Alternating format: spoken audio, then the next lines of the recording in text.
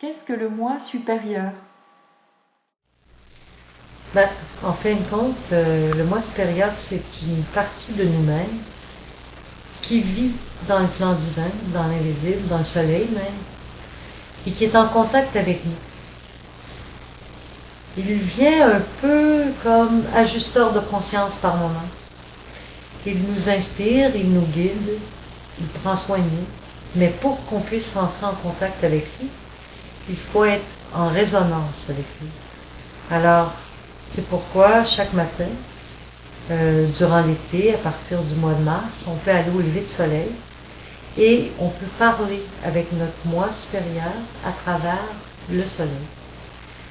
On imagine qu'on entre en contact avec un être de lumière qui vit dans le soleil pour qu'il se rapproche de nous. Et c'est un peu comme, en même temps, une résonance par rapport à notre travail. On ressent en nous le lien qui nous guide. Quand on est tout petit, on entend cette voix qui nous parle, qui nous conseille.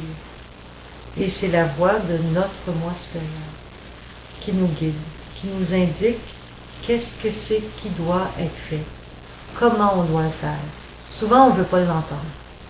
Il y a des moments dans notre vie où on s'affaiblit, qu'on est fatigué, on n'a pas le goût de l'entendre, qu'on a des sifflements d'oreilles. Et c'est l'ajustement avec cette conscience qui est en train de se créer. C'est important de méditer chaque jour justement pour pouvoir être en contact avec cette source de vie intarissable qui est là, qui est dans l'invisible, parce que nous sommes matière, mais si peu de choses est de forme de matériel.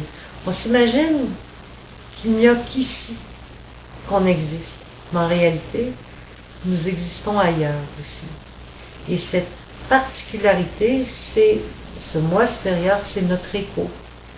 C'est cette lumière qui jaillit au-dessus de nous, dans l'invisible, ce qu'on appelle l'invisible, mais qui est très présent, qui est en lien constamment tout au long de notre existence avec nous. Il ne suffit que de s'arrêter quelques instants chaque jour et de communiquer avec lui. Il saura nous inspirer, puis c'est vraiment puissant comme travail. Souvent, le matin, je prends 5 minutes pour méditer et je reçois beaucoup d'informations. Et c'est clair que ça vient pas de moi. Ça vient d'une conscience supérieure. J'ai commencé à écrire ce qui me venait. Et j'ai appris beaucoup par cette communication-là. Ça apaise. Ça nous apporte des solutions. Des choses auxquelles on n'aurait pas pensé. Des fois, il faut l'écrire, l'oublier. 3-4 jours après, reprendre ce qu'on a écrit. On va réaliser à quel point c'est quelque chose de très inspirant qui nous a été envoyé. Notre moi supérieur nous guide, nous inspire et nous indique quel sera le chemin le plus adéquat pour notre avancement spirituel, notre avancement physique, notre avancement émotionnel aussi. Il travaille sur tous les plans. Il nous réajuste. Et les sifflements que nous pouvons entendre par moments, c'est que nous ne sommes pas ajustés avec lui. Lorsque nous avons des sifflements d'oreilles, il faut juste prendre le temps de s'arrêter, de s'apaiser quelque temps. Et lorsque le temps sera venu, l'ajusteur de conscience va pouvoir se manifester à nouveau. Voilà. C'est pour ça qu'on a des sifflements d'oreilles. Et les anciens disaient, ah, si c'est l'oreille droite, c'est positif. Si c'est l'oreille gauche, c'est négatif. Mais en réalité, moi j'ai vu souvent les deux quand j'étais dans des périodes de grande fatigue. Des grands sifflements m'arrivaient.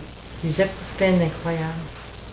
Puis lorsque je me mettais en action, lorsque j'acceptais aussi d'être inactive, parce qu'il faut accepter de s'arrêter aussi. Il y a des moments dans la vie où on n'a pas le choix. Il faut se retirer, aller en forêt.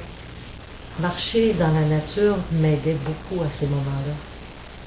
Ça finissait par passer et je reprenais contact avec cette conscience, cette profonde conscience en moi et au-delà de moi. Voilà. ce qu'est l'ajusteur de conscience et le moi supérieur.